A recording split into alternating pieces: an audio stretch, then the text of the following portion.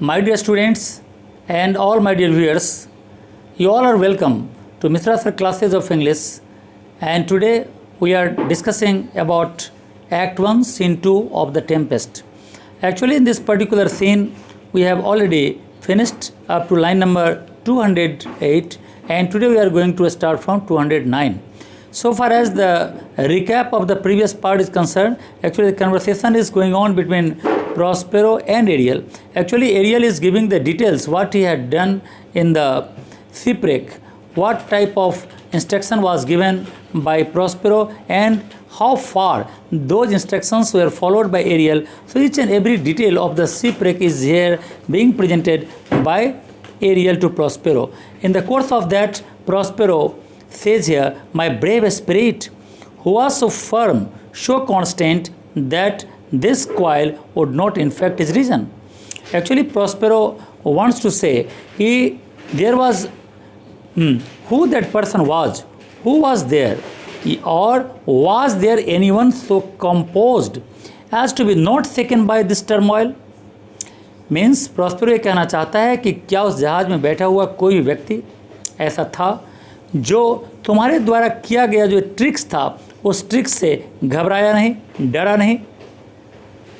Aerial कहता है not a soul, means there was not a single person who was not driven into a fit of madness. कोई ऐसा नहीं था. Not a soul but felt a fever of the mad and played some tricks of desperation. यानी कोई भी ऐसा व्यक्ति नहीं था जो घबराया हुआ नहीं था, जो एक तरह से यानी डिस्परेट नहीं था, ऐसा कोई भी नहीं था. All but mariners plunged in the foaming brine and quit the vessel. सभी all but the sailors plunged into foaming salt water. Brine means salty water. So sailors जो था वो जंप कर गया समुद्र में एंड डिजर्टेड द वेसल, और vessel को यानी शिप को छोड़ दिया. इसके बाद कहता है यहाँ पर then all afire with me which was no all in the flames caused by me. और सब में फ्लेम दिखाई दे रहा है, यानी सेलर्स लोग तो भाग गए, कूद गए और पूरा फ्लेम्ड हो गया. इसके बाद कहता है कि the king's son Ferdinand with hair up staring then like reeds not hair was the first man that leapt cried hell is empty and all the devils are here. King son Ferdinand जिसका hair जो था there was standing on end and looking like reeds was the first to jump, and actually at the time of jumping Ferdinand was crying hell is empty. hell खाली हो गया है और hell का सारा डेविल यहीं पर आ चुका है. तो राजा का बेटा फर्डिनेंड जो था जिसका हेयर पूरा खड़ा हो गया था, एकदम रीड्स की तरह लग रहा था, पहला आदमी था जो जंप किया और जंप करते हुए क्राइंग करते हुए कहा कि पूरा का पूरा हेल जो है खाली हो गया है और सारे के सारे हेल के डेविल यहीं पर आ गए हैं इस जहाज़ को यानी रेक करने के लिए. प्रॉस्पेरो कहता है Y that's my spirit but was not this नाई शोर. प्रॉस्पेरो जानना चाहता है कि कहता है पहले तो तारीफ़ करता है you are a good spirit, और पूछता है but did it happen near the शोर.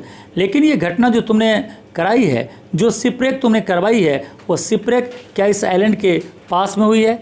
ये सी शोर यानी समुद्र का जो किनारा है, यानी हम लोग का जो आइलैंड है उसके नज़दीक हुआ है. एरियल कहता है close by, yes just close to it, just close to it my master. Prospero कहता है but are they Ariel safe. Prospero जानना चाहता है कि उसमें जितने भी मेंबर्स थे वो सारे के सारे क्रू मेंबर्स सही सलामत हैं या नहीं हैं. यहाँ पर प्रॉस्पेरो पूछता है यहाँ पर कि दे आर सेफ और नॉट. तो एरियल इसका जवाब देता है, कहता है not a hair perished, not a hair perished, मतलब वो लोगों का एक बाल भी बांका नहीं हुआ है. On their sustaining garments not a blemish but fresher than before. और वो गारमेंट्स जिसको उन्होंने पहन रखा था, जो गारमेंट्स ने जो कपड़ा जो ड्रेस उन्हें पहना था, उस कपड़े पर एक दाग भी नहीं लगा है, उस कपड़े पर एक दाग भी नहीं लगा है. which bore them up but which appeared fresher than before. और कहता है यहाँ पर कि बल्कि वो कपड़ा पहले से भी ज़्यादा फ्रेश हो गया है. एंड एज द बेडेस्ट में, और जैसा कि आपने कहा था in troops I have disperse them, मैंने उन लोगों को स्कैटर्ड कर दिया है ग्रुप्स में. ट्रूप मतलब ग्रुप्स में मैंने उनको स्कैटर कर दिया है.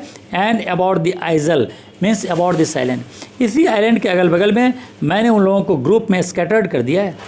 The king's son have I landed by himself whom I left cooling of the air with sighs in an old angle of the isle and seating his arms in this shed knot. ये कहता है यहाँ पर कि राजा का जो बेटा है फर्डिनेंड, उसके लिए बोल रहा है कि I have already made the king's son land alone. राजा का बेटा को मैंने उसके ग्रुप से अलग कर दिया है, यानी फर्डिनेंड को उसके ग्रुप से अलग कर दिया है। And left him sighing away to the wind in a lovely corner of the lonely of the island. Island का जो एक यानी यहाँ बोला हुआ है कि ऑड एंगल, तो ऑड एंगल मतलब लोनली कॉर्नर, एक सुनसान जगह कॉर्नर जो आइलैंड का है, उस जगह पर मैंने उस फर्डिनेंड को छोड़ दिया है और वो वहाँ पर आहें भर रहा है, रो रहा है और अपने फादर के या बाकी लोगों के मर जाने का गम मना रहा है। प्रोस्पर कहते हैं of the king's ship the mariners say how thou hast disposed and all the rest of the fleet. Prosper कहता है tell me how you have dealt with the sailors. तुमने सेलर्स के साथ कैसे डील किया, जो राजा के जहाज़ का सेलर था उसके साथ कैसे डील किया। And all the other ships of the fleet, और उस फ्लीट के अदर जो शिप्स हैं वो कहाँ हैं, कैसे हैं। एल कहता है यहाँ पर कि सेफली इन हार्बर, सभी के सभी शिप्स जो हैं वो हार्बर में सेफ हैं। Is the king ship in the deep nook where once thou calledst me up at midnight to face dew from the still vexed Bermudas. कहता है कि राजा का जो जहाज़ है वो सेफ है हार्बर में, कहाँ पर, इन द डीप रिसेस, एक बहुत ही गहरी जगह पर, where once you roused me at midnight, जहाँ पर तुमने एक बार रात में मुझे जगा दिया था और मुझे जाने के लिए कहा था, और वहाँ से जाकर मुझे बरमुडास नाम को जगह, वहाँ से तुमने यानी ड्यू लाने के लिए मुझे कहा था। बरमुडास एक ऐसा जगह है जो बहुत ही यानी हर समय वहाँ पर वेव चलता रहता है और काफ़ी डेंजरस प्लेस है। कहता है यहाँ पर still vexed Bermudas, still vexed Bermudas का यहाँ पर मतलब है कि always agitated in suppose to be troubled by storms, हर समय यहाँ पर स्टॉर्म उठा रहता है। ये जगह है वेस्ट इंडीज़ में, ये जगह पड़ता है। सो कहता है यहाँ पर कि आपने इस जगह पर मुझे एक बार ड्यू लाने के लिए भेजा था मैजिकल परफॉर्मेंस के लिए, मैंने उसी जगह पर जहाँ पर बहुत तूफान उठता है मैंने उस राजा के जहाज़ को वहीं पर रख दिया है। देयर सीज हिड, और वहाँ पर वो जहाज़ दूसरों के नज़र से छिपा हुआ है। The mariners all under hatches stored, और जितने भी मेरिनर्स हैं, जितने भी सेलर्स हैं, have been put away in the king's ship hold, वो लोग यहाँ पर राजा के जहाज़ से दूर हो गए हैं। और इसका कारण यह है with a charm join to their suffered labour I have left sleep, और मैंने उसके ऊपर से मैजिक भी कर दिया है। तो मैजिक का भी इफेक्ट है और पूरे भर दिन का मेहनत का जो इफेक्ट उनके ऊपर है, उस दोनों के इफेक्ट के कारण वो लोग गहरी निद्रा में सो गए हैं, जितने सेलर्स हैं, राजा के जो सेलर्स हैं, वो राजा के जहाज़ के सेलर्स। इसके अलावा as regards the best of the fleet, और जहाँ तक बाकी फ्लीट्स है, and for the rest of the fleet का जहाँ तक सवाल है, उसको मैंने क्या किया है, विच स्कैटर्ड, मैंने उसको क्या डिस्पर्स कर दिया है, उसको अगल यानी डिस्पर्स कर दिया है। They all have met again, और सबको डिस्पर्स कर दिया पहले, एंड फिर से वो सबको एक साथ मिल भी गया। And are upon the Mediterranean float and they are already upon the waters of Mediterranean sea, और वो लोग अभी मेडिटेरियन सी में फ्लोटिंग कर रहे हैं। Bound sadly home for Naples, और बाकी जितने भी जहाज़ हैं वो सारे के सारे जहाज़ नेपल्स की तरफ जा रहे हैं। Bound sadly home for Naples, वो लोग बहुत ही सैड मूड में जा रहे हैं। Supposing that they saw the king ship raked, ये सोचकर कि राजा का जहाज़ जो है वो रेक्ड हो गया, टूट गया, दुर्घटनाग्रस्त हो गया। And his great person perish, और great person is a refer to king, तो राजा जो है वो क्या हो गया, तो राजा जो है वो पेरिस्ट हो गया, डूब गया, मर गया। तो अब राजा का जहाज़ भी डूब गया, राजा भी मर गया, तो ऐसी कंडीशन में यहाँ पर रुकने का कोई मतलब नहीं है। सो बहुत ही सैडली वो लोग यहाँ से वापस चले जा रहे हैं। एरियल कहता है डिस्चार्ज, एरियल कहता है discharge exactly perform, Ariel the charge exactly perform. Ariel मैंने तुमको जैसा ही कहा था तुमने वैसा ही किया है, but there is more work, लेकिन अभी भी काम खत्म नहीं हुआ है। What is the time of the day, ये तुम बताओ कि अभी दिन के कितने बजे हैं। एरियल कहता है पास्ट द मिड सीजन, यानी आधा दिन गुजर चुका है। प्रॉस्पेरो कहता है एटलीस्ट 2 ग्लासेस, कम से कम 2 बज रहे होंगे।